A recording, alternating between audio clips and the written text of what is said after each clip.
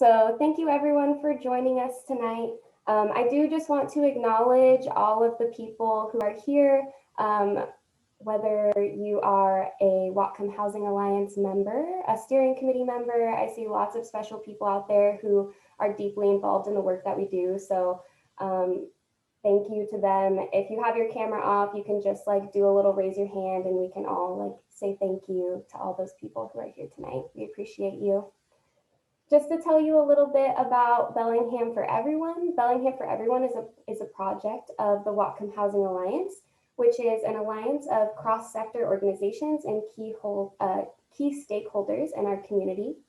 The Whatcom Housing Alliance focuses on bringing together diverse perspectives to foster relationships and work collectively towards a common goal, which is creating diverse housing options in all neighborhoods. And that includes missing middle housing. Missing middle housing is one of the founding reasons of why we created the Whatcom Housing Alliance. So we are really excited for tonight's event. To tell you a little bit more about Bellingham for Everyone is our more public-focused education campaign where we bring you lots of cool events like tonight's event, where we can teach you all about missing middle housing and other aspects of planning and infill and smart growth development. I do also want to do a quick land acknowledgement to say that we are on the ancestral homelands of the Coast Salish peoples. And I do also want to acknowledge that virtually, we have started to have people come in from all across the US. So thank you to everyone who has come in. If you are not joining us from Bellingham, you might not be on the same ancestral homelands that we are. So you can go to native-ca or native-land.ca to find out whose land you're on and pay your respects that way. I think that's all for tonight from me. I'm going to go ahead and pass it off to Kaarin. She is the co-founding director of Better Housing Together based in Eugene, Oregon. And I will let you take it away, Kaarin.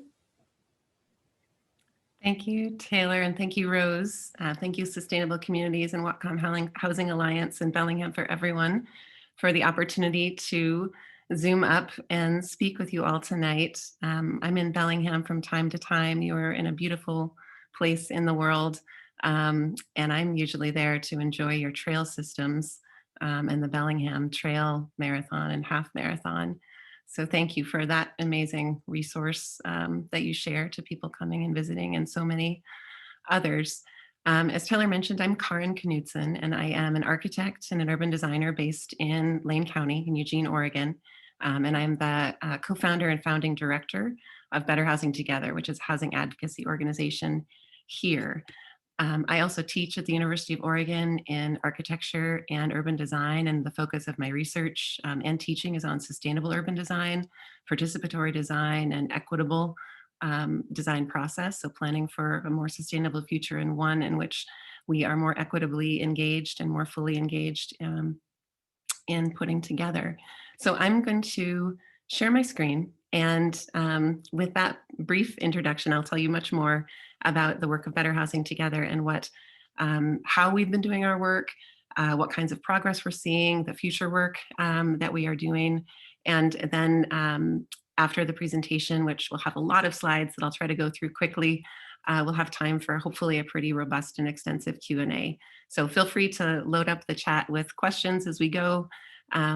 And then I'm happy to offer whatever I can to the work you all are doing. It is so important for us to figure out how to collaborate in community to plan for the housing needs that we have. Let me share my screen and see if I can have this look correctly. Does that look about right to everyone? Oops. But not like that. Like that. So and if I make us small up in the corner, does that help? Was there a black box on the screen for anyone? It looks great. Okay, terrific. Let me know if anything goes awry while we're running through all of this. So I thought of many different things that I could title the talk and our conversation for tonight. But really, I think a lot of this discussion and the work that we're doing centers around wanting to create more housing options for all of the different needs that the members of our community have, and that those options are housing solutions that often don't currently exist within our community. And certainly we're seeing that in Oregon with missing middle housing. So as Taylor was saying, Better Housing Together, who are we? We are a 501c3 charitable organization based in Lane County. We work collaboratively to increase housing affordability, diversity, and supply in our community. Lane County is incredibly diverse, quite large geographically, quite interesting in terms of just how much diversity exists within the landscape relative to Oregon's land use planning and statewide planning goals. And we experience all of that in a microcosm of our community.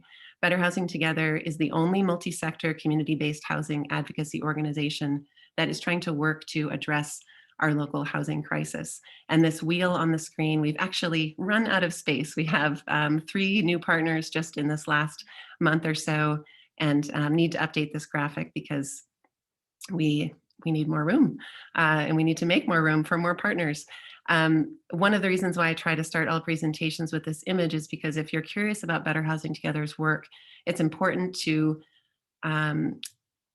really internalize or think about what it means to have a group of partners working together on housing who might not otherwise be in the room together or talking with each other about policy issues. What we noticed, and I'll tell you about some of this story in the start of this work, is that in our community, sort of every housing project of every shape, size, and type was sort of fighting its battle alone. And what that meant was that we were having a lot of, pretty dysfunctional conversations about how to plan for our housing needs and actually accomplish those outcomes. And, just a lot of arguments that seemed, maybe unnecessary if we agreed on 85% of what needed to be happening with these different projects. So we're trying to help to model that path and work together. When I am presenting to other people further away than Bellingham about Lane County and our project, there we are, that really sort of east-westerly long county in about the middle western part of Oregon, at the end and the furthermost up valley part of the southern Willamette Valley. We are dark red in this image because this is a diagram showing the percentage of households cost burdened by their housing. And we are more than 40%, actually closer to 50% of our residents cost burdened by the cost of their housing, which means paying more than 30% of their gross income every month just for housing costs. When you run the math really quickly on that, what it means is people are forgoing other basic needs and other necessities. Many people living in the safety net or in a state of instability from month to month or week to week because of the high cost of housing and the absolute lack of any alternatives that are more affordable. Another really significant challenge in our community, because there we are again, another bright red dot, is that we have a very high income to price ratio in our metro area, which means not only do we have very little housing available, as that I mentioned with housing constraint and the cost, but also that our price to income ratio is very high, which means it's very difficult for people earning local wages to access the homeownership scenario, right? Which is not something that is good news for people if long-term renting at incredibly high costs is generating instability over the course of their work life or lifetime. So there we go. So going back in time a little bit to 2017, this image is sort of from very near the beginning of the public work on Better Housing Together. Before working on Better Housing Together, I had spent about 3 or 4 years chairing a local committee of the AIA on a project called the Design Excellence Lecture Series. This was a collection of 2 public lectures a year that we gave on issues or organized on issues with thought leaders from around the country if we knew that our community was going to be needing to have a conversation about particular types of policy. If we knew there was going to be transportation planning, on our public meeting calendars, 6 or 8 months out, big decisions, we tried to have conversations about transportation planning. If we knew economic development was going to be a focus of conversation, we would think about, architecture and design and economic development and what that might mean. In the case of this presentation, this is Dan Perolik from Opticos Design. You all probably know him well. He's the architect an urbanist who coined the term missing middle housing. And this is Dan in our Performing Arts Center studio in Eugene, talking about missing middle housing in 2017. This was a packed house the first night, about 250 people in attendance for this lecture, being introduced to this idea. And the following day, we had a workshop with about another 150 people around tables and thinking about what we might do to address the lack of our options. So really quickly, for those of you who don't know, though it sounds like all of you are very familiar with this term, what is missing middle housing, and what's missing, so to speak? Well, for about 80 years, we've really focused on primarily the delivery of single family homes, the sort of American dream of a large single family home on a large lot, and that is the way to accomplish long-term stability and dream of housing and ownership. We've also built a lot more high density multifamily housing, especially in communities that are higher density and have much more compact and dense central business district. What missing middle housing is all of the typologies of housing, all the housing types that live between the single family home and like a 5 to 8 story apartment building, 5-story mixed use commercial residential building, or 8-story apartment building. What's missing, because we don't have these options in the middle, and we haven't really built them since before the mid 20th century, when we took a hard right towards a more suburban development pattern, is that we're missing the mid-size of smaller units, which is certainly desirable in terms of both cost and lifestyle. We're missing the mid-cost scenarios, so middle market housing and workforce housing, which is absolutely a part of the history of what the American experience with residential options has included. We're missing not midlife housing, so housing for people who are not yet a family, or maybe have already been a family and are thinking about wanting to change the type of housing that they have access to and the type of responsibilities that they have to maintaining a yard, or in the case of a lot of houses in Eugene, beating back the invasive species that have invaded our woodland areas. And then finally, livability. What's missing from livability? That walkable neighborhoods and housing that supports walkable neighborhoods, that is certainly very compatible with transit, that supports an interesting and active quality of life, that is also very much in the fundamental characteristics of missing middle housing. So when we started this work, and I would imagine that some of your conversations in Bellingham have been similar, some of the very first people that I talked with, and this is, in that collection of like the 50 first coffee dates that you're having with community leaders and others around your community to talk about this feeling that housing maybe isn't going as it should be for our community. One of the overarching comments that came back first was, well, at least we're not bad as other places. At least we're not bad as bad as San Francisco. At least it's not as bad as in Seattle. And when we dug a little bit deeper, in fact, it was just as bad as things were in the Bay Area, and it was almost nearly as bad as Seattle proper. Eugene, Oregon was the second most housing constrained market in the country in 2017, 2018, second only to Seattle, as that little star shows. In this case, being number 2 in the nation is not a good thing. We knew at this point in time that more than 50% of local households were cost burdened by their housing, as I mentioned, and more than 60% of the median household income was going to housing and transportation costs alone. Quick math was that also this was not an issue for just a few people.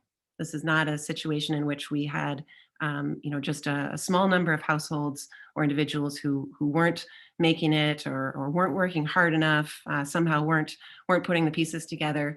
We were looking at a scenario that is more like 65,000 households struggling to meet their basic needs, which is something that should get your attention if you're a community member who's thinking about others around you, and also if you're an elected official who is responsible for caring for all those people and advancing policy that does. So, every community grows in the direction of the questions that it asks. And as we started this work, one of the big questions that we started asking openly and to one another, like, what kinds of questions do we need to be asking about housing? We'd had a lot of conversations about housing in the preceding 10 and 20 years in Eugene, where the fundamental issue or the fundamental question had been, how can we protect our community from more housing? How can we stop more housing from being built in our community? How can we stop development from happening here? Those were the kinds of questions that if you went back and just looked at the evidence, which is important for us all to do, because there's a lot of evidence that we can draw from, was really clear that the fundamental conversations we had been asking about housing were about how we needed to protect ourselves, how could we protect ourselves, and what should we do in order to make sure that new housing wasn't coming here, it should go somewhere else. Surprise, surprise, there are a lot of people in this community who actually were not on board with those sets of questions that had really been the focus of conversation.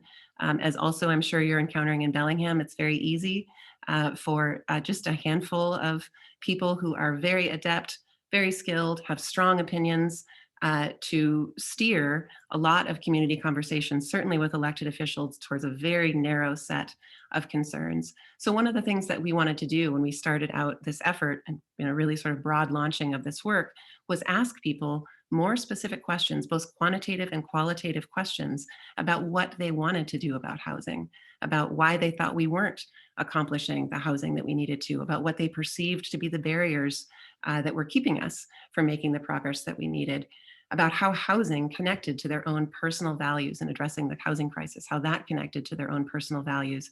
And out of this work, through a large public forum event, we collected about 23,000 different data points on housing and what people thought about it, understood of the barriers, wanted to do, were willing to do, and sort of, gave us a really clear map of work going forward.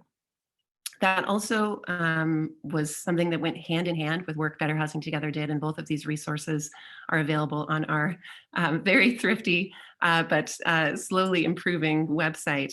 An infographic on the left that was the compilation of a whole bunch of research into a format that would be accessible to people to explain our local housing crisis. Who was impacted, right? Who is affected? How many people here are living in poverty? How many people are living within the ALICE threshold, which is a United Way body of research? Every county with the United Way has one that talks about ALICE, which is asset limited, income constrained, and employed.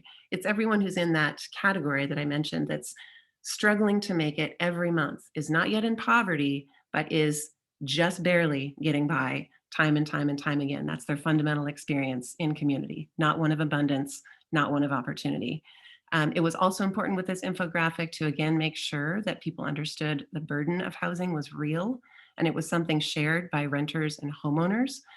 I would imagine Bellingham also has a lot of conversation about housing and how inaccessible it is, skewed by assumptions of how students or young people or any other entity is the problem, or is why the data looks the way it does. And I would really encourage you to dig into every single one of those points, because the best thing that you can do when you hear that kind of sort of immediate turning away from the question is to just pursue the answer and keep digging a little deeper, and then bring more feedback to people. This graphic in the center, budgets are tight for many. This was a distillation of our census data by quintile to help people understand that we are basically 80% of the community living within $9,000 of the survival budget for a family of four. And that when you think about the fact that HUD numbers for housing don't include any money for student debt or medical debt, debt of any kind, you can easily imagine actually that there are even more people who are close to this threshold and not quite making it. And then of course, leaving people at the bottom of this infographic with some ideas about like what we could do about it and why we're going to need to do a lot of things about it. These two images on the right are two of the individuals who've been partners and engaged with Better Housing Together's work, who were speaking as a part of one of the videos that we have available on our website, and there'll be another one of those coming soon. I just described this to you using the tiny graphic, so I won't talk about it more now, but just a little more legible version of that information. We've also partnered since the beginning of our work. One of my initially steering committee members, now board members, is also a professor within the U of O's housing design program. I would absolutely encourage you to partner with any of your academic institutions that are interested in digging into the planning background and design background that can support housing solutions. It's really fantastic when you can show people pictures of what you're describing, because Lord knows they've been scared by information that they may have been provided by others. And then keep having conversations, keep reaching out and drilling down deeper into each one of the interest areas that comes forward with your community engagement. In this case, this was an event that we were hosting for about 80 people, talking specifically about accessory dwelling units and just how much work our community had in front of it to enable just the smallest of missing middle housing types. And, conversations like this, meetings like this, they're not public hearings or public forums where, people are sort of set up in an argumentative stance. They're an opportunity to have conversations, to bring a lot of people who are experts and have a lot of experience in specific areas of work to the community, and then have, really robust conversation as mentioned. Those conversations across interests have been absolutely key to the work that we've done, and the encouraging trajectory that we feel like we are headed on with Better Housing Together's work. The 4 people on the stage here are an affordable housing developer, our largest regional home builder, a city staff member from another jurisdiction who had 30 years administering affordable housing grants and funding, and had a lot of thoughts about the kinds of partnerships and innovation that public agencies should be pursuing. And then a national thought leader in sustainable design, someone who practices and offers passive house and super efficient advising on design across the country, and now is working to deliver capital A, capital H, affordable workforce housing ownership options that are also built to passive house details in our community, which is amazing. I love and admire Dylan Lamar and Cultivate's work so much. I'll show a little bit more of that in just a little bit. So this is another piece of our sort of fundamental establishment, right? Like, what are you trying to do with your work?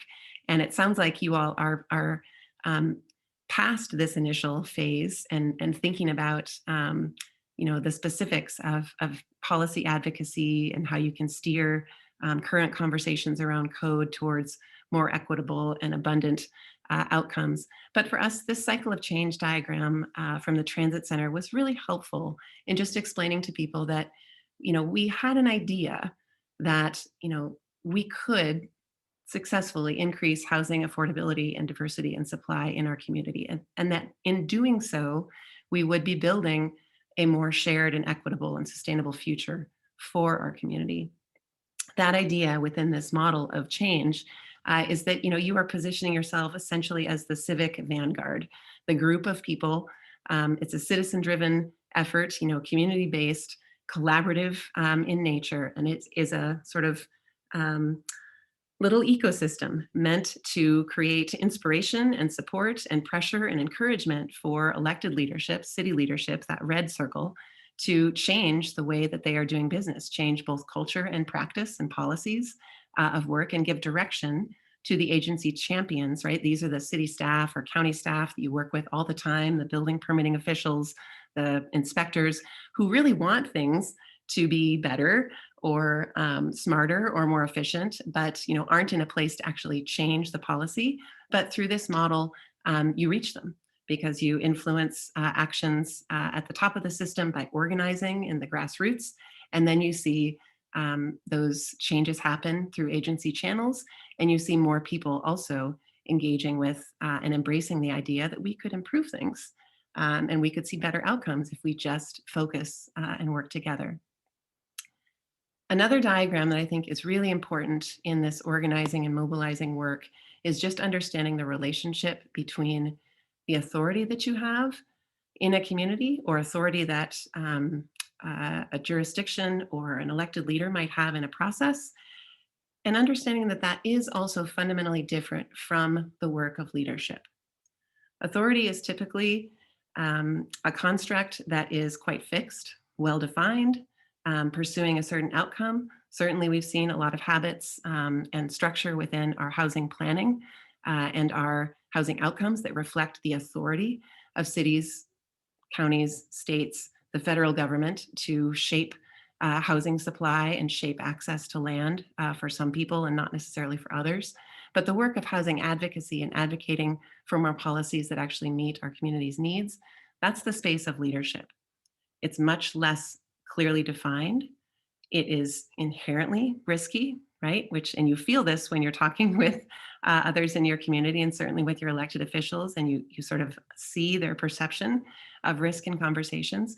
But it's also how we move. It's also how we make progress and we make changes to better meet our community's needs.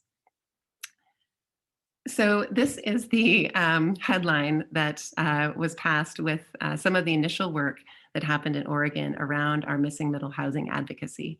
Better Housing Together is based in Lane County, but we are in Oregon, and we were an active participant in the conversations at the state level to re-legalize our housing options, right? We're not eliminating the option to have a single family home on 80 to 95% of our residential urban lands, but we're re-legalizing middle housing options, re-legalizing the traditional housing types that were there and are across the country in other cities and communities that are a little bit older than ours. This Opticos's diagrams and others have done a great job of framing the ability for missing middle housing types to fit in seamlessly with an existing neighborhood and context. And this understanding that a more efficient use of land also means less waste, smaller homes also mean less waste, and that there's a way in which these configurations and how we set up the game board that our community gets to play on return us all sorts of other positive outcomes. The correlation between housing instability and reduced graduation rates, the correlation between housing instability and hunger, the correlation between housing instability and lack of health or lack of access to needed medical care. These are all real things. They're very difficult to measure directly, but they're easy to see across a community and in total. And I think just some of these diagrams from Dan Perolik are really helpful in helping people to see, in fact, that these housing types are familiar to them, though there might not be that many of them in the community, and they're probably around in places in Bellingham, but that more of them can play a really important part in transitioning from higher intensity streets or commercial streets into single family neighborhoods, or just integrating seamlessly across the whole. So in Oregon in 2019, Missing Middle Housing, House Bill 2001 passed. And we were a part of this very broad and diverse coalition of organizations across the state that were advocating for this work. Representative Julie Fahey, who was a co-sponsor of that bill, is from Eugene and has been a great advocate for housing. What this new law meant in our community was that all large cities with a population of more than 25,000 would be allowing duplexes on all lots that were already zoned for single family residences, and would also be allowing triplexes, fourplexes, townhomes, and cottage clusters in areas. As the work to implement this law went forward, that term in areas actually became a little bit more clearly defined, and it will mean that those housing types in most cases, and certainly in the case of Eugene and Springfield, are allowable on many of the same lots that previously were just a single family home. So why does this matter? This is a diagram, sort of a compilation of information that we put together for Lane County as a part of a plan that I'll share a little bit more about in a few moments, the Affordable Housing Action Plan. This affordable housing framework was meant to do a few things. Was meant to help people see on that top brown bar what our sort of different occupational groups were earning as an average annual wage. That's important because that speaks also to a trajectory of assets that people might have for housing.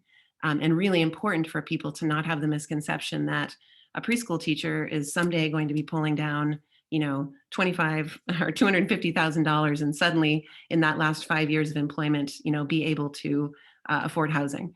Those are not conclusions based in reality or the broader collections of evidence.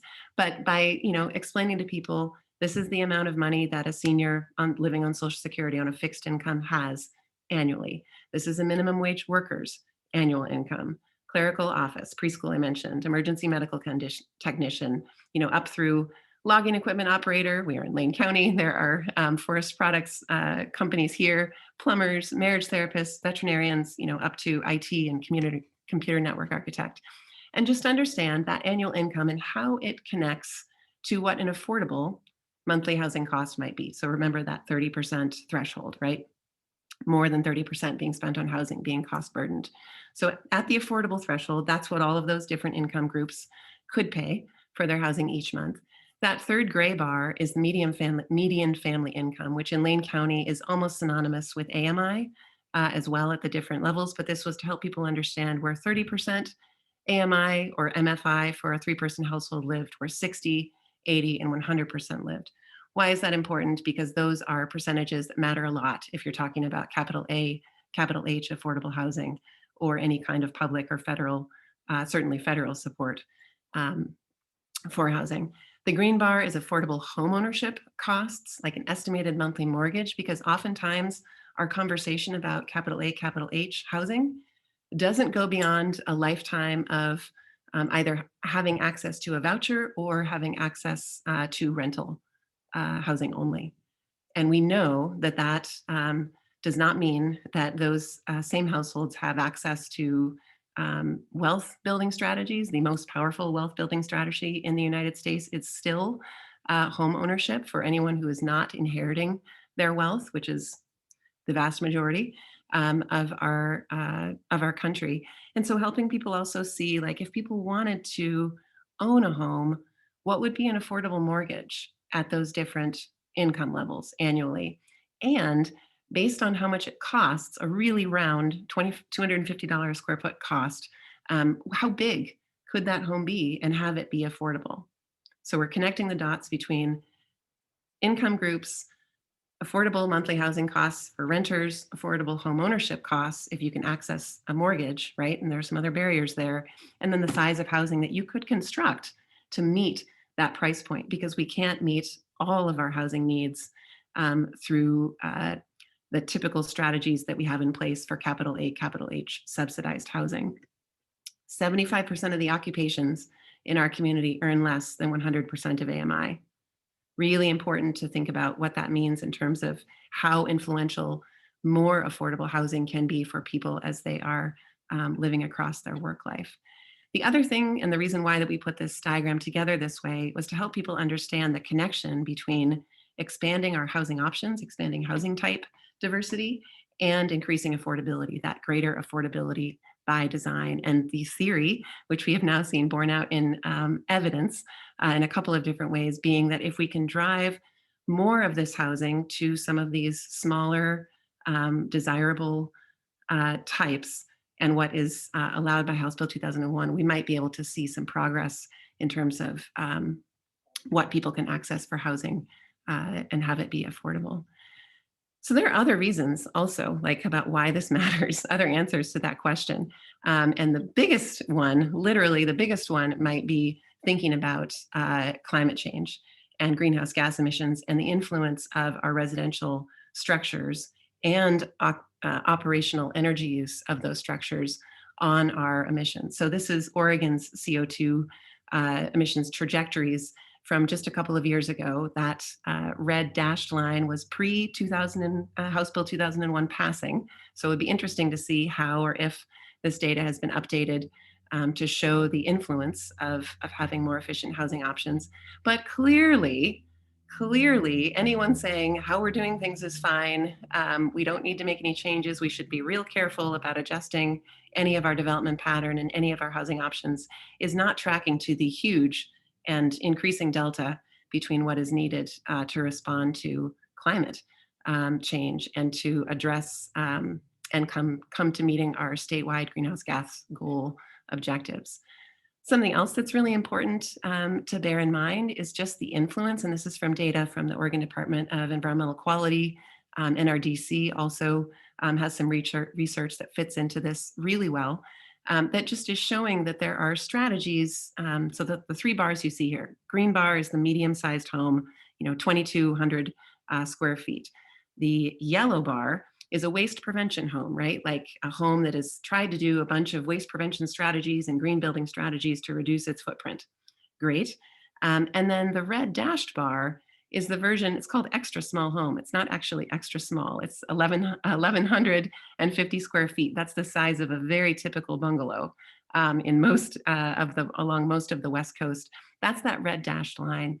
And so what we see from this is that actually um, so many of these outcomes and environmental benefits that we're seeking and doing a lot of work to accomplish with waste prevention home strategies in construction, we could get to almost all of them and more some, certainly, by just allowing smaller homes to be built more commonly and setting up our housing policies so that we could see more of these small homes. This is the NRDC's National Resource Defense Council, their translation of that same data by sector and looking at pathways to CO2 reduction.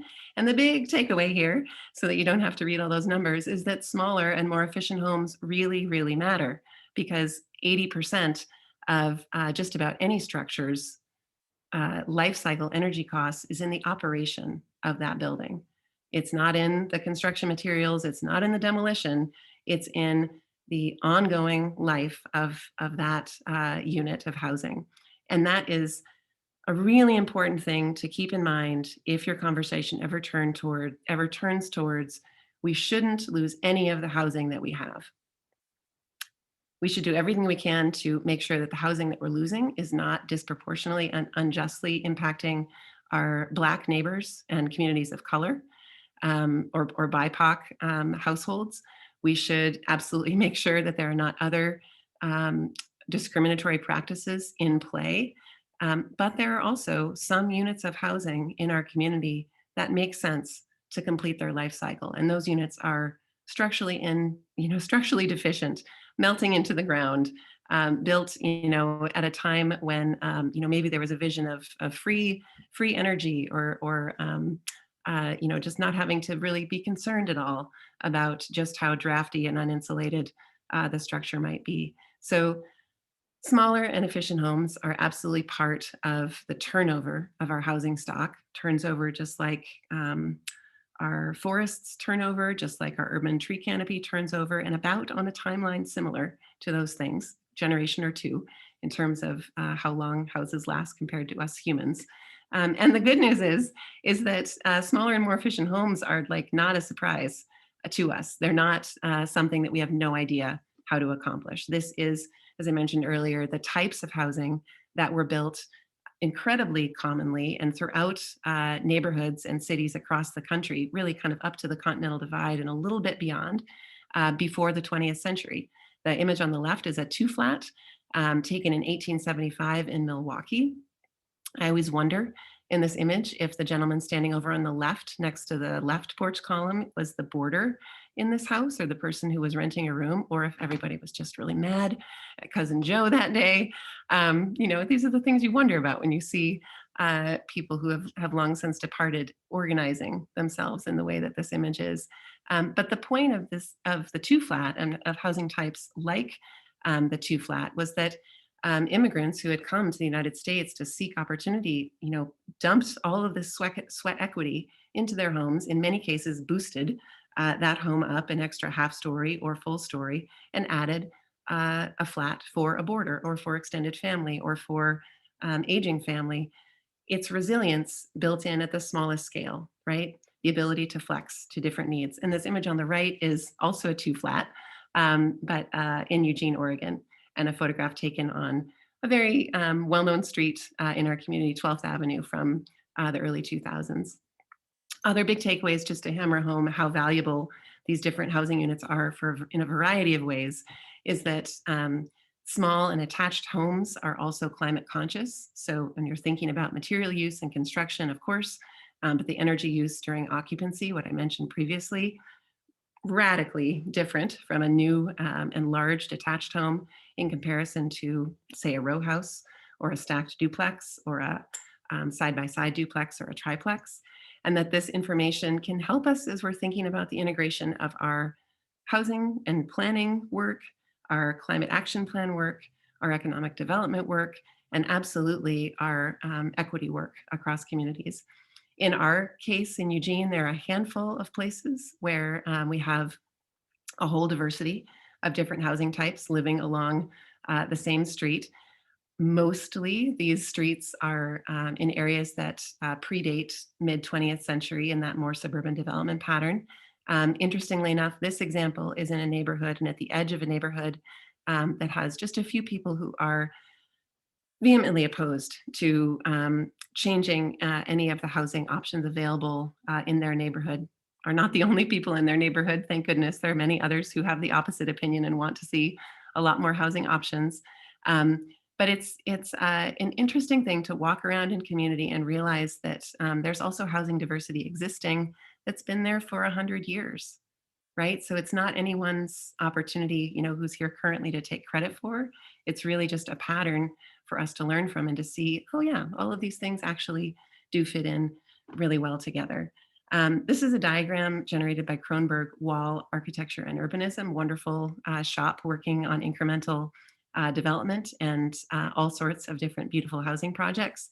But another way to think about the value of this work is that by expanding our housing supply and affordability, we get better utilization of land, and we get this really interesting mix. So this diagram, working to really clearly show that, you can have a single family house in these two fuchsia diagrammed areas and have a garage and a guest house in the back.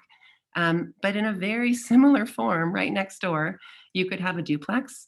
And in a very similar form right next door, you could have a single family house with an attached ADU. We've got 4 units of housing, 4 households served on this middle lot, or 2 lots that are sharing a 0 lot line condition. Got probably 3 households together on this corner condition, and 1 household served by probably the largest development envelope overall in the center. Another important thing to think about, and if you are, continually weighing limited resources and priorities, as I think all communities are, better utilizing our land and supporting infill development is a great way to take existing and soon to be needing, rehabilitation infrastructure and share that cost across many different households. So 2 simple diagrams showing a scenario at 3 units per acre, and then the same area serving 19 units per acre with, a very walkable and approachable streetscape along the front. Lastly, in this category, of course, this work also allows us to more equitably utilize the land that we have available for housing. It allows for incremental change because, of course, it's the building culture. It moves slow, like fast in the building culture is a year. Like that's, just crazy, crazy fast. 2 years, 3 years, 5 years tends to be more the timeframes that we see associated with physical change in the world around us. And this work helps us to address a history across all communities in the United States of exclusionary zoning. Taylor started today by acknowledging the lands that you all are on in Bellingham. I am giving this presentation from the ancestral lands of the Kalapuyan people. And the complex collection of issues that we of communities need to grapple with, especially our predominantly white neighbors who might think that subdivision is the beginning of occupation within a landscape.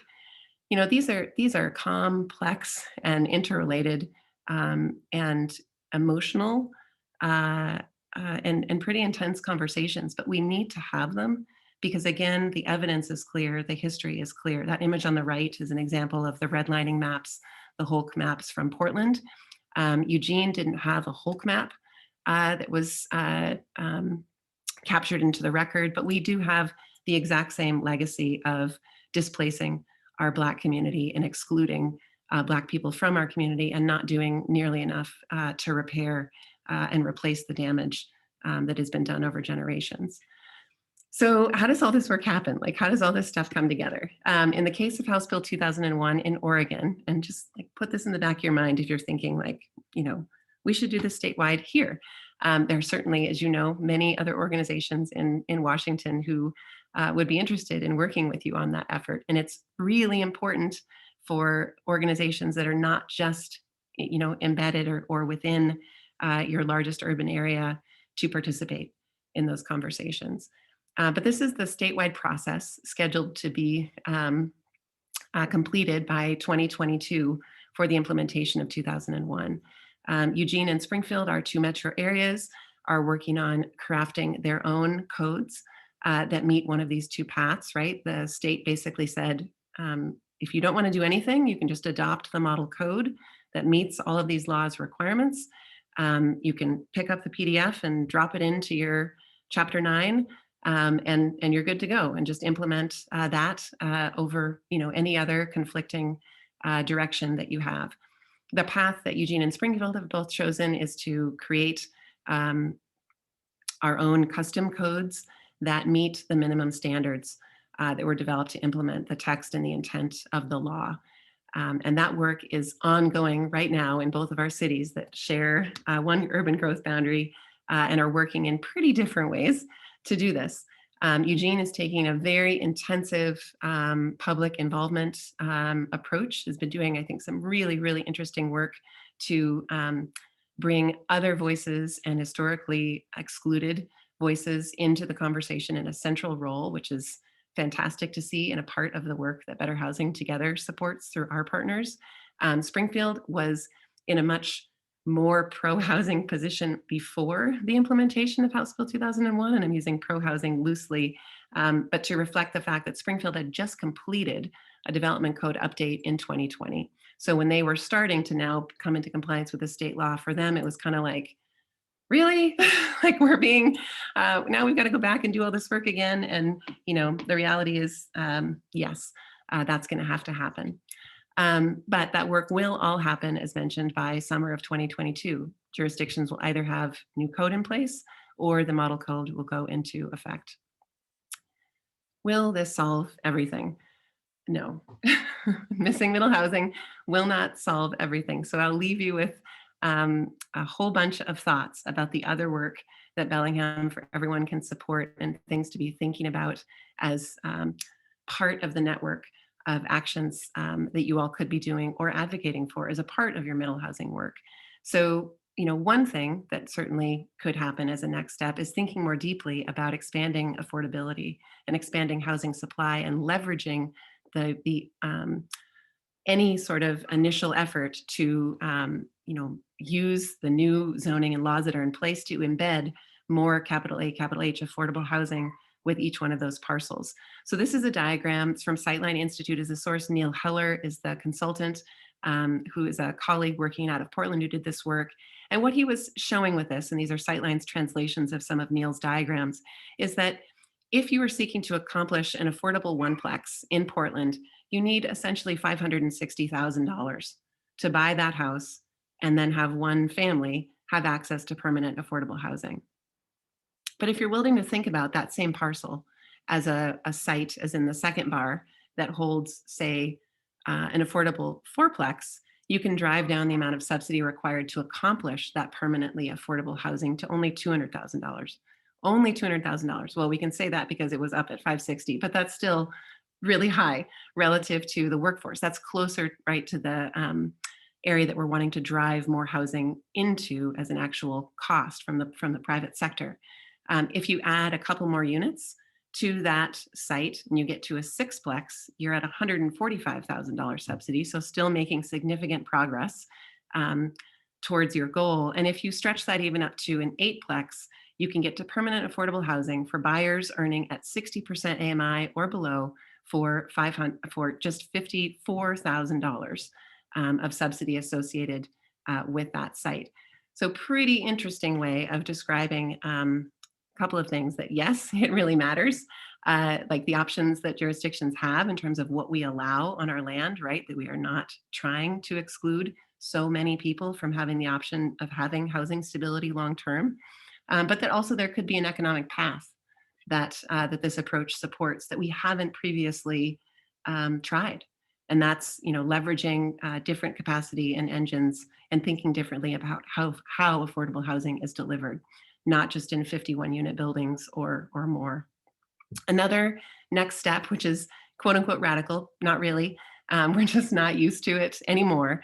But this is a project from Kevin Kavanaugh's shop in Portland, Guerrilla Development.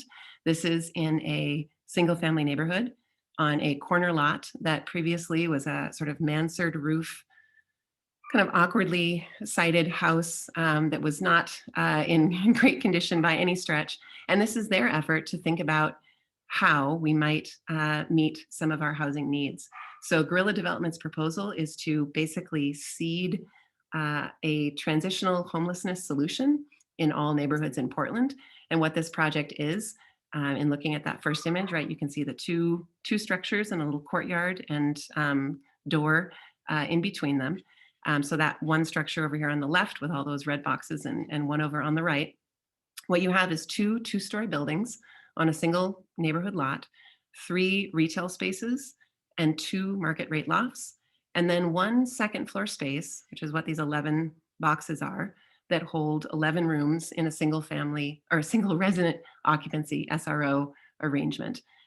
This project has a partnership with a nonprofit in Portland that works to place individuals transitioning out of homelessness into secure and stable housing. And through this model, they have access to stable housing as long as it is needed for about $400 a month, which in most cases dealing with VA benefits or other disability benefits is an achievable number.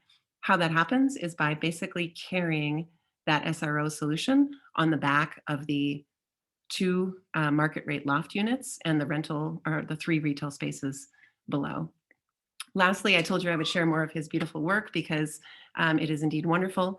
These are a couple of examples by Cultivate. Cultivate Place is the website, and Dylan Lamar, an architect's work here in Eugene and Springfield. This is a project called the C Street Co-op. And what they are looking at with this project, it's not permitted under the new rules for House Bill 2001. That would be a great example.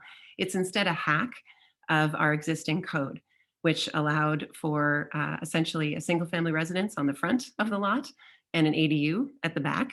And through really thoughtful and careful architectural design has created the option for that front house to be shared and secured as 2 different occupiable spaces, and the same with the shared ADU in the back. So it's basically a duplex and a duplex ADU with some wonderful existing trees maintained, space for a garden, space for stormwater swale, actually even space for 4 cars and parking on the site, which is remarkable because it has alley access, and a really terrific outcome. This is what it looks like just a handful of weeks ago. It's almost finished, and this will be 4 units of new, sustainable, affordable workforce housing delivered in 2021 into our community. And good news, here's another example.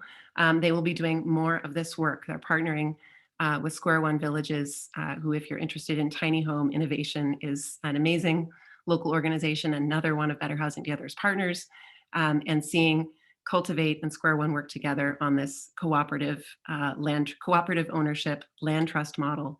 Super exciting and a wonderful gap being filled in our housing needs. Other things for you all to think about: how can you leverage the partnerships and the network that you have to do things that are otherwise really difficult to do in community?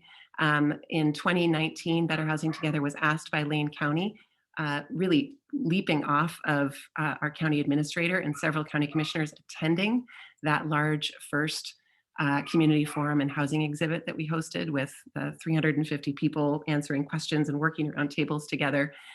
They asked us to help them to answer the first question in their strategic plan, which is how the county could work to address housing affordability and the high instance of homelessness, and what could they do in order to impact those big challenges. So we, through the course of 2019 and then through COVID times, this was adopted in December of 2020, built an affordable housing action plan for Lane County. This is available online, but reflects 5 action categories, from leveraging public land and piloting and partnering through upstream trade support. We have a real problem with our housing construction industry capacity still in Lane County. We've not yet recovered from the loss of jobs and capacity pre-Great Recession, right? So 15 years on almost, we're still struggling with that. But we also need rural innovation because of that large area that Lane County occupies, and we need to be thinking about building capacity. One just quick snapshot from some of the GIS mapping that we did, and this connects into also some other state laws that we are advocating for. This is a mapping that's just showing an idea of piloting and partnering. So the blue and fuchsia information here are pieces of property owned by faith communities, so religious institution zoned properties, and then public land that is not part of parks and open space lands. And the goal here was just to identify, the 850 acres of inventory or the 1,500 acres of inventory that might exist by looking at those sites and trying to identify if we actually have space in our urban growth boundaries already that's just sort of hiding in plain sight for more affordable housing. We've also done a ton of work to push on our jurisdictions to improve their processes and not only add cost to housing. One of the things that often happens in housing advocacy conversations is that sort of royal we, all of us together, can get really swept up in our own ideas about what the best outcomes might be. What's really challenging is that often those best outcomes actually add cost to housing. And the most obvious one that I'll share is a perspective like all new development should be required to exceed Oregon's energy code. Oregon's energy code, like Washington's, very robust relative to the rest of the country, and a lot of good things happening there. But to take that leap out beyond those code requirements adds a lot of cost to housing. So those conversations need to happen carefully. We need to steer in these directions, but we need to also understand that we could be unintentionally steering away from the goals that we have.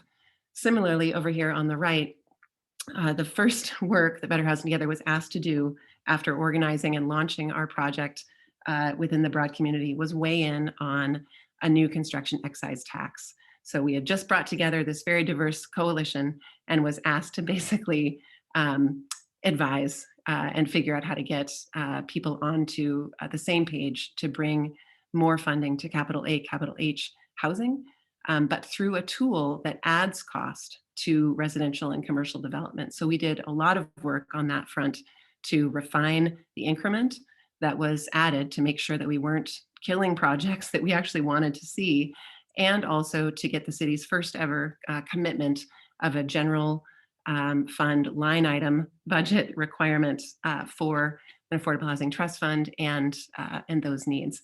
These are other examples of the kinds of information that we deal with all the time. On the right, another graphic from a recent poll that we completed with one of our partners to reinforce what the city is hearing about the need for zone changes and the support that is in our community for more housing options. A little diagram in the upper right, helping our counselors to understand that this is what happened when Portland took actions to waive SDCs on ADUs. What they saw is a market response to that policy action, really important to have in mind if you're trying to explain to people why these actions matter. And then on the lower right, an architectural section explaining to the city why some of our code that had been really sort of riddled with poison pills by almost just one individual was actually working against sustainable construction assemblies and best practices in construction, and that we needed to do something about this. Again, why does this matter? Because we actually want to see more of the housing that we have in our community meeting our current needs. Currently, see that arrow in the upper right, the housing supply coming to the market in Eugene is at like 450,000 and above in the last 5 years. Almost no housing coming into the workforce. But what we're finding through this work, and the city's own economic analysis has now double reinforced this recently, is that by focusing our efforts on middle housing supply and refining our codes to encourage and incentivize the delivery of these smaller, more efficient, more affordable by design housing units, that we can actually reach 71 to 94% of AMI with those units. This is a big deal when previously our policy is serving basically 200% AMI and above and not getting close really to anyone else. So every community grows in the direction of the questions it asks, and I'll just leave you with what kinds of questions Bellingham needs to be asking about housing, and encourage you to ask really good ones, to ask them often, and to stick with any conversation that seems challenging, because that is going to be where the really good stuff happens in this work. And with that, I will stop sharing my screen. All my contact information Taylor and Rose have. And Ooh, I see a list of things in the chat. Sort of open it up for Q&A. Rose, Taylor, do you all want to field or facilitate Yeah, this? absolutely. First, I want to thank you for such a fantastic presentation. The chat has been going crazy. There's so many questions, lots of stimulating conversation. So thank you so much. And I know you're willing to stay on until 7, is that right, to answer questions? So I do want to be mindful of everyone's time. If you have to head out, I will be sure to send up a follow-up email that can have a lot of this information in it. Helpful links to share, as well as contact information that I can send out to everyone, but hopefully people can stay on. There have been some really great questions in the chat that I can kind of go through. First question I see right off the back, STCs. Maybe you could, and another one about an acronym that actually was brought up in our last Bellingham for Everyone Learning series as well, was defining capital A affordable housing versus small a affordable housing, and kind of getting into those particulars there. First question is easy to answer because you probably have these impact fees in Bellingham as well. So SDCs, sorry if I said that too quickly, are system development charges. And what those are in our community and in Oregon, because we have a really curious property tax basis that funds most of our community needs, and that has been manipulated in different ways through different initiatives over the years. What SDCs are the ways in which we pay for infrastructure, new infrastructure in our communities. So there are SDCs for parks, there are SDCs for utilities, sewer, stormwater, SDCs, and the reason why they are relevant to infill conversations is because infill sites and infill conditions already have all of those pieces of infrastructure serving them, right? If you're building an ADU in the backyard, of a house on a typical block that's a block away from a park, you don't have to build a new park for the household that might live there. In fact, you're probably re-inhabiting that park with new young people, right? Because one of the other challenges we have with housing and changing demographics and not having housing supply for people to downsize into is that all of our homes with access to schools and parks are occupied by empty nesters who can't even consider downsizing because there's nowhere else to go in the community that's affordable. So that creates another mismatch in terms of kind of long-term tax liability relative to development pattern. So we have advocated for exempting SDCs for ADUs, for exploring other strategies in a development focus group the other week. A missing middle tax exemption came up as a like, how could we get people to do more of this now while long-term interest rates are really low and people could get affordable, more affordable mortgages and lock in a long-term savings for their household. Those are the kinds of conversations that happen all the time. So that came up as well. The question about capital A, capital H, affordable housing. So when I try to use that term always because affordable housing and housing affordability get so confused. And when speaking about capital A, capital H affordable housing, I am referring to affordable housing that is delivered by one of our affordable housing developers, nonprofit affordable housing developer that is typically working with a multitude of public funding streams, everything from home funds and lift funds from the federal government or state governments to different grant programs, LIHTC or low-income housing tax exemption, tax credit. That's how they assemble, the $20 million they need in order to build, 80 units of affordable housing. And then those units are available to people who are income qualified for that housing, right? So you're only earning typically under 80% AMI. One of the challenges is, of course, that the needs for people earning between 0 and 30% AMI are great. And so oftentimes all of our capital A, capital H affordable housing goes to those needs. Maybe there's some more housing that gets from 0 to 80% AMI, but almost nothing happening really between 80% and, again, I mentioned the 200%. And so that's where the missing middle options can play a role in helping us to solve these problems. Thank you. That was a great Mm, explanation. We do have a couple other questions as yeah. well. And I'm trying to go back to the beginning and I will recognize some of these questions might have been addressed already and maybe they can, I just want to acknowledge the questions that were asked and we can readdress them or move on as needed. One of the first questions was, given the cost of new housing, do you look at alternative building techniques? Oh, great question. And the architect in me who receives all of our industry's mailings is always fascinated, right?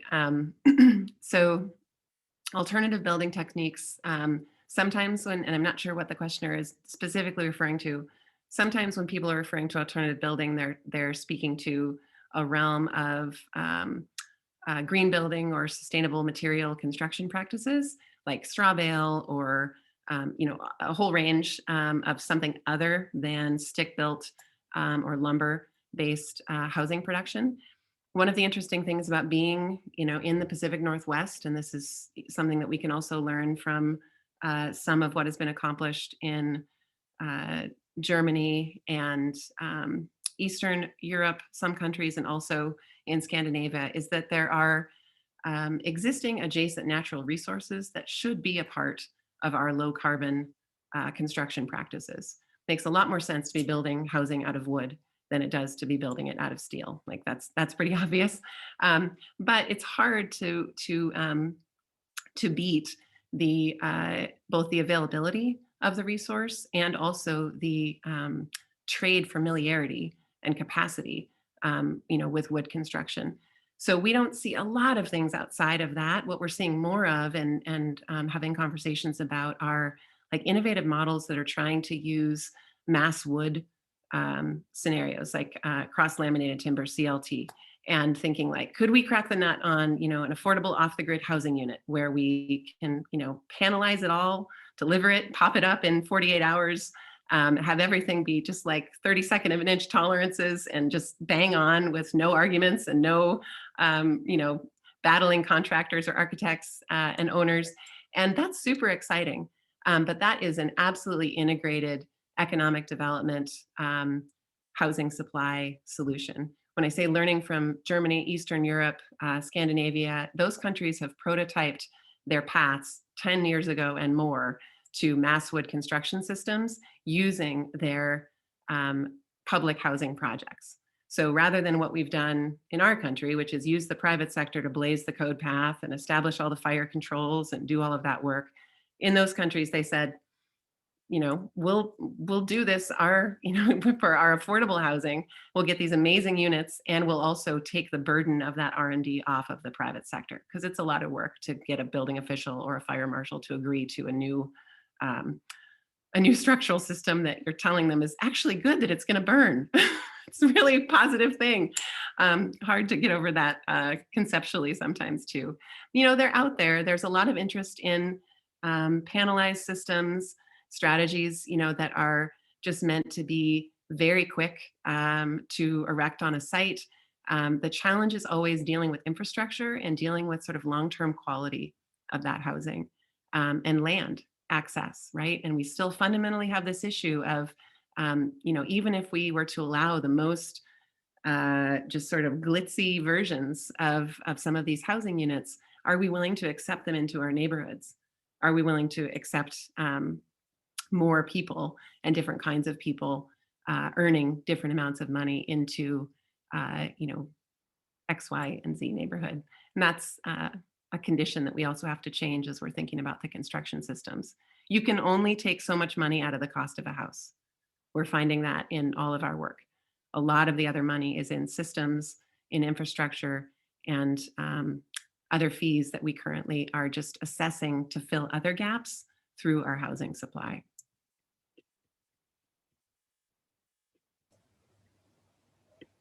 It's so hard to talk about creating more housing and not talk about creative solutions and green building. And I think that they're just so intricately combined. And yeah, It's really important. There are going to be these systems and materials are going to change during our lifetimes and after. We'll get better because we will have to at closing loops on cycles of use and material use. The challenge right now that we're finding is that it's not a technical construction issue so much as it is like the building industry can do it all. It's more that the solutions are not being supported by the policies we have in place. And that we have a lot of regulatory structure that's actually designed, like that little section diagram I included. We had to draw that to show it to our staff and our counselors because they'd never done the dimensional drawing to assess the fact that the maximum height at the minimum setback was going to generate substandard space and really crappy construction. And simultaneously, then you have people saying, well, why isn't it more sustainable? And why don't they have a more, a water catchment system and super insulation on the roof and solar panels? Well, like, you're only letting it be 8 feet tall. So that's a problem, but a fixable one, right? Relative to so many of the problems we have, these are easy. And I really appreciate you saying that, because another big point I want to drive home to everyone is that a big reason why middle housing forms are missing is because they are illegal oftentimes. And this is me offering my little plug real quick before we are going into more questions, to say that this Thursday, May 20th at 7 p.m., there is a public hearing at our Planning Commission that is addressing residential multifamily zones and offering more types of housing in these zones, which currently is illegal. So this new ordinance that is coming out is going to legalize a lot of our infill toolkit homes. Actually, all of the infill toolkit homes will now be available in these RM zones, as well as some other really great additions to that ordinance. So I can go ahead and drop a link in the chat that'll give people more information about that. But I do want to address some more questions. We still have a bit more time. We did have a couple questions earlier in the presentation asking from a policy standpoint, addressing affordable housing. Let's see if I can try to find them again. Specifically, has Lane County looked at a permanently affordable housing overlay that requires affordable housing or permanent affordable housing to be built in every upzone or density increase? There were some similar questions that were asked as well, specifically about requiring homes to be more affordable than market price. And yeah, it's a great question. And Better Housing Together is actually actively advocating right now for our for sharing, community education around what we're calling the deeper affordability option.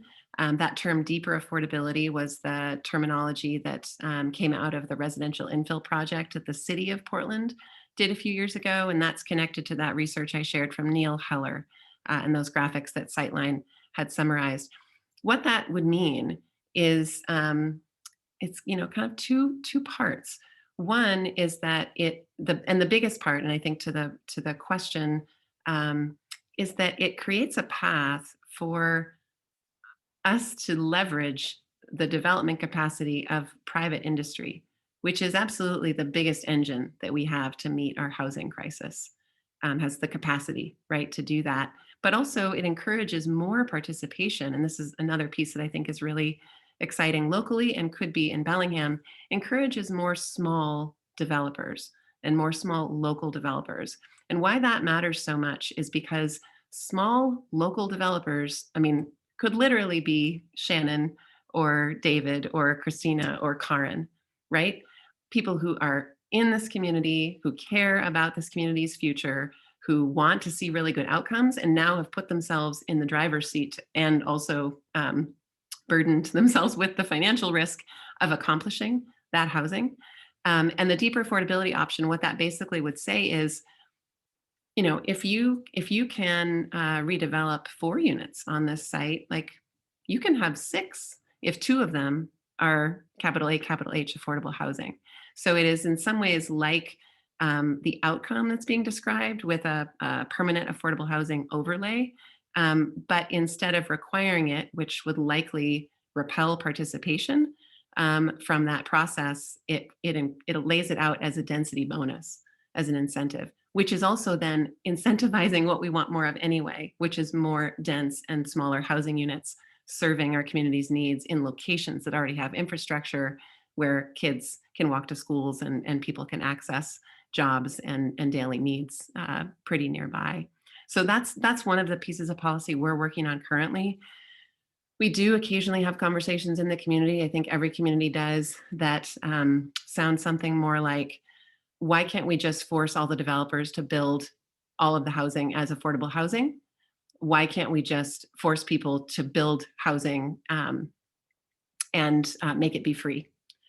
And the reason why is because we value our natural resources. Same in Washington right now. The cost of plywood, the cost of lumber is like 300%, 400% in our community as a result of, in some parts, because of the major fires in Oregon last summer, but other market forces as well. And we want to pay people a living wage. And if you want to deliver housing for free, that means you want me, your carpenter, to work for free for 9 months. Right? Because that's the outcome. The inputs equal the outputs. And we have to be really thoughtful then. And it's why we have to push on all these other kind of uncomfortable parts of policy work, where we're actually saying, we want development to happen. We're going to steer it as much as we can in these directions, because this is the kind that we really need. But we want to organize our policies so that we can see these outcomes. We can refine policy when we see examples of it in action. If we only design for best outcomes that we have no way of reaching, we never get those. If we can walk up the stairs or leap up the stairs, as is possible with organizations like Bellingham for Everyone, then we can actually see, I think, measurable progress in our lifetime, and more people like the Cultivate Dylan Lamar example I mentioned here locally. I'm sure you have these people practicing in your community or wanting to, right? They don't know that Bellingham wants them right now. They see your code and they say, this community doesn't want us. They want only big money from subsidized capital A, capital H affordable housing, or they want multi-million-dollar single family homes on large lots.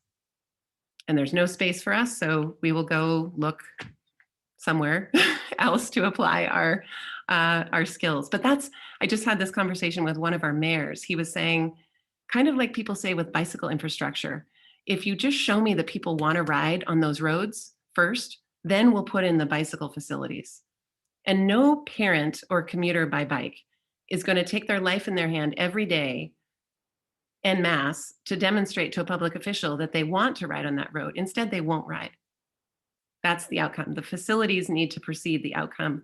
The code path and the financial path to constructing these outcomes needs to precede a really robust local development community. So that's why we're working on that incremental development component as well. And also really important for your BIPOC partners, because that is another great way to steer outcomes very directly towards the kinds of housing projects that people want to see happening.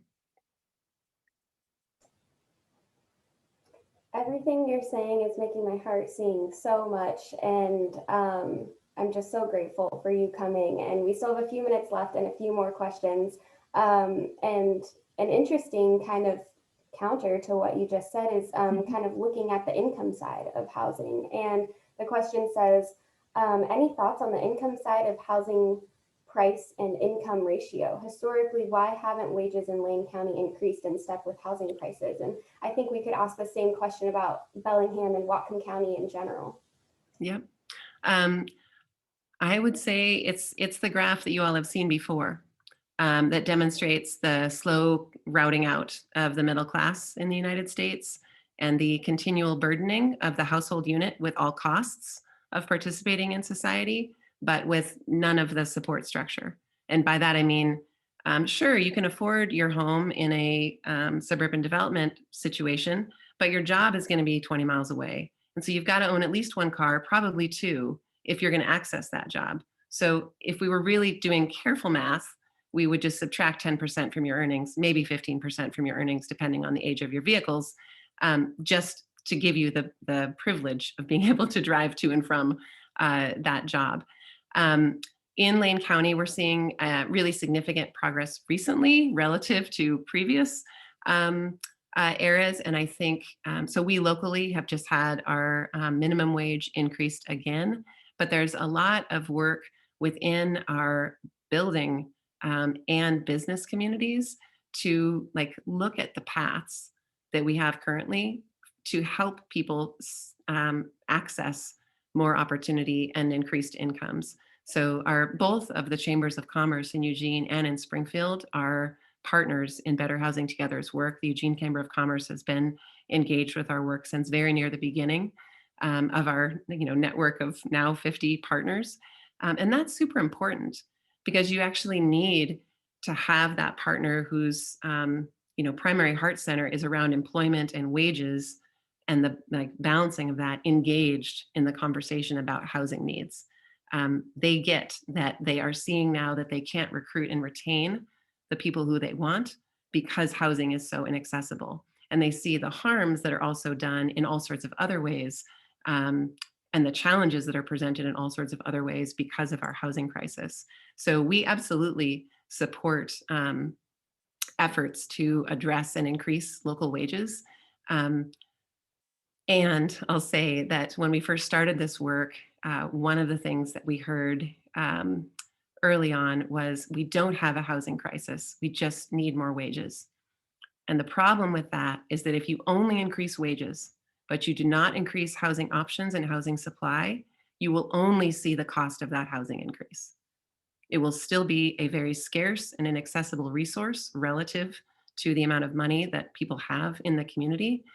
You might see a few more people accessing home ownership, but you really need to work on both of those issues at the same time. Absolutely, I could not agree more. Thank you so much. We are nearing the end. I think I touched on all the questions, but for those of you who are still here, feel free to chime in. Take yourself off mute if you have questions. We just have a few minutes left, or drop them in the chat. Otherwise, I think we can wrap up. But I just want to, I really can't thank you enough for joining us tonight. This has, I think, been the best presentation that we've had. So thank you so much. I do see another comment. I'm not sure. There's a question. It's a delight to see you all. And I just want to say, because I know you will encounter headwinds in this work, and you'll also encounter occasionally rudeness or just like unreasonable human behavior. And I'll just want to encourage you to stay the course. We know that this work is needed. You know that this work is needed in your community.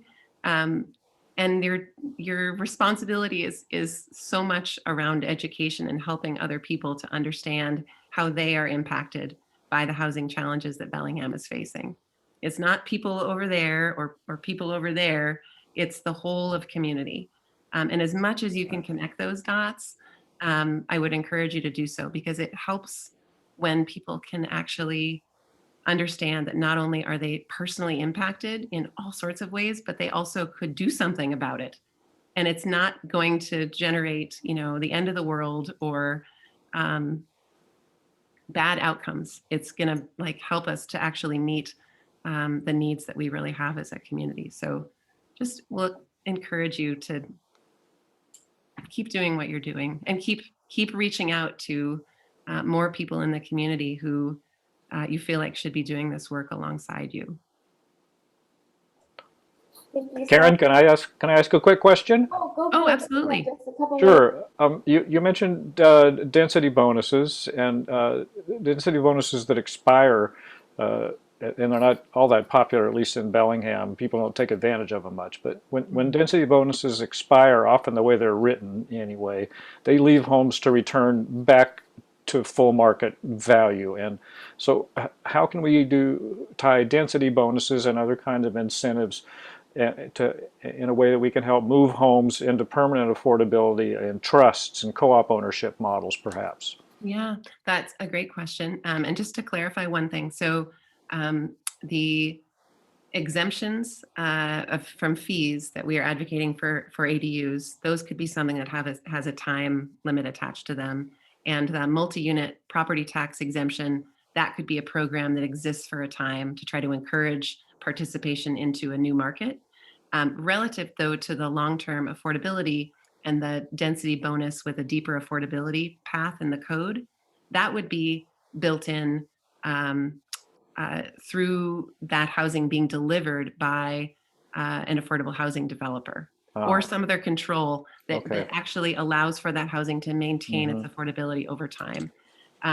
It's complicated. As you all know, it's, the world of affordable housing development and the rest of housing development. I mean, they both have like their, 20 tons of challenges to deal with. But we're going to need to see more of these integrated solutions if we want to have more inclusive communities. So I would look also to your question at take a look at the Cultivate Place website, Cultivate and Dylan Lamar's work, because Better Housing Together was able to introduce Dylan and Square One Villages, which is our tiny home transitional housing sort of superstar locally. And their partnership is trying to look at, like, how could we sort of leverage a smaller scale, permanent affordability land trust option. So the units that they're working on now are limited equity cooperative structures in a land trust. And that's, one way to do it. You do need, though, an entity or a participant who understands, a land trust process and wants to accomplish that outcome with the housing. Thank you. Mm-hmm.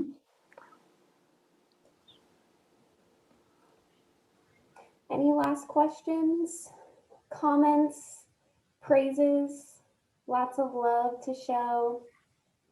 Thank you so much. Yeah, round of applause. This really has been the best one yet. I feel like I keep saying that after every one that we have, but this one was really, really good. So thank you so much. I really can't thank you enough. And thank you to everyone who joined and stayed on for all of the questions. We really appreciate it, and we hope to see you at the next one. And Kaarin, I know that we'll be in touch in the future. Thank you all so much. Have a wonderful evening, and we will be cheering you on from afar.